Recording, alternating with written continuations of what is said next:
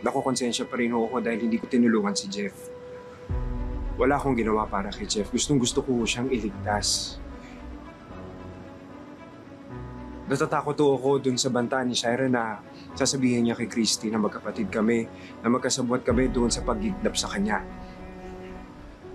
Kausa, kilala niyo naman ako eh. Ayokong tumunganga. Lalo na kapag may tao na nasa panganib. Pero kung gagawin ko yung tama, paano ang kabayaran nun na masira yung relasyon namin ni Christy? Ayoko naman humawala sa akin si Christy. Leon, kung gusto mong maging karapat-dapat ka kay Christy, sabihin mo ng lahat ang sekreto mo kaysa sa malaman pa niya sa ibang tao. Paano kung mag-iba yung tingin niya sa akin? Lalong hindi ka pagkakatiwalaan ni Christy pag nalaman niyang naglilihim ka pa rin sa kanya. Bakit hindi mo nalang panindigan yung sinasabi mong pagbabago mo? Bakit hindi mo nalang sabihin sa kanya ang lahat ng totoo?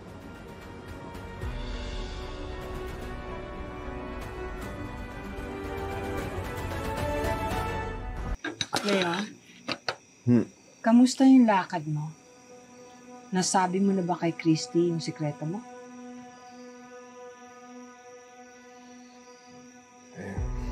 Plano ko talagang sabihin kay Christy yung totoo, kaso naduwago ako kasi. Bakit ka maduduwag? Sana itinuloy mo na. Akala ko ba desidido kang sabihin sa kanya ang lahat? Nagkausap po kasi kami ni Christy. At nasabi niya ho sa akin na importante sa kanya yung tiwala. Paano ko masasabi sa kanya kung simula pa lang nagsisinungaling na ako sa kanya? Na may ugnayan kami ni Shaira, na si Shaira nag-utos sa akin na kidnapin siya at sirain yung pamilya nila ni Jordan. Pag nalaman niya yun, sigurado akong magagalit siya at baka mahiwalayan pa ako.